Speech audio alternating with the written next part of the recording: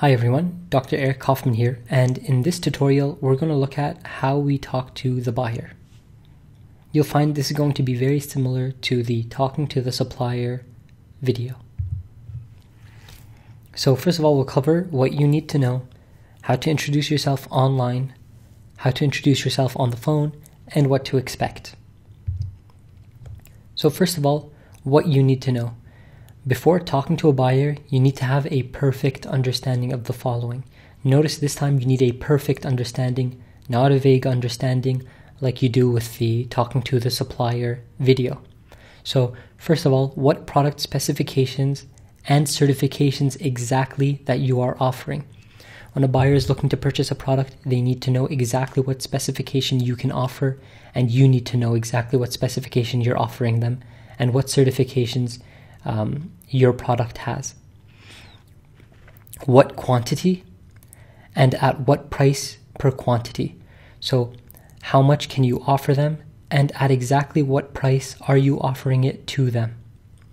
What packaging options you can offer, whether it's plastic bags or cardboard boxes or plastic bottles. You need to know exactly what packaging options you can offer them before you can make any commitment and before talking to them on the phone. And when and where to, you need to know how soon you can ship out the product, what dates you can ship out the product, and to where you can ship out the product. So if your company does not export to the United States, you can't be talking to a buyer in the United States. What shipping and payment terms you offer.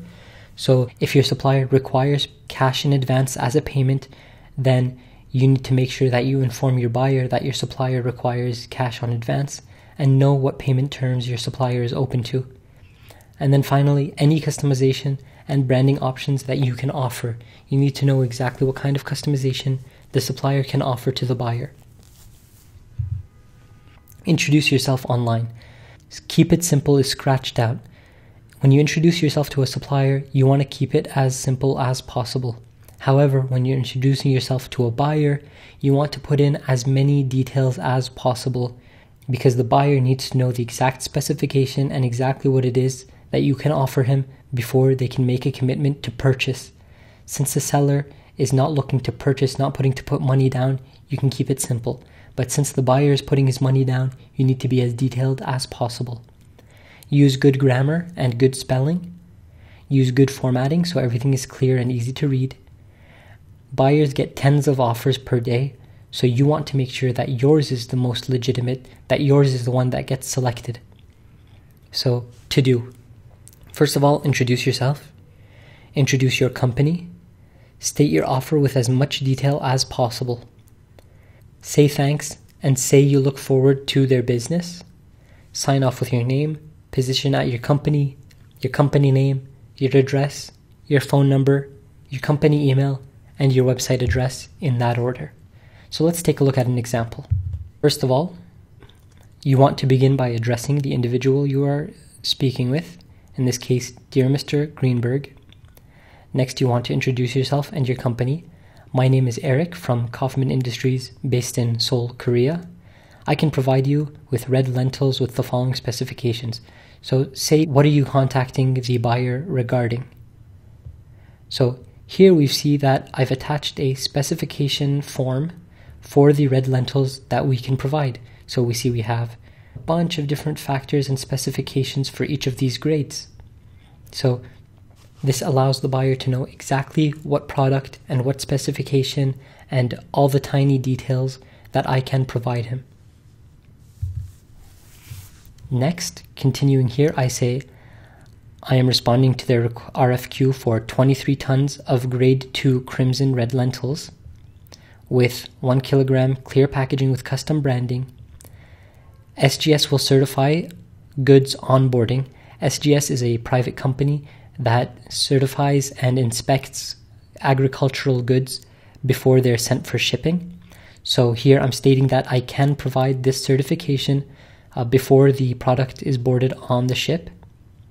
And finally, I state the price that I can offer it for, $930 FOB Seoul, Korea.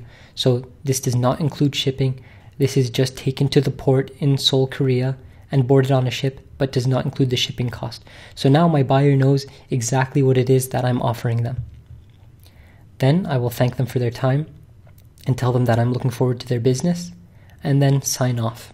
In this case, regards, and then your name, your title, your company name, your company address, your phone number, your email address, and your website address.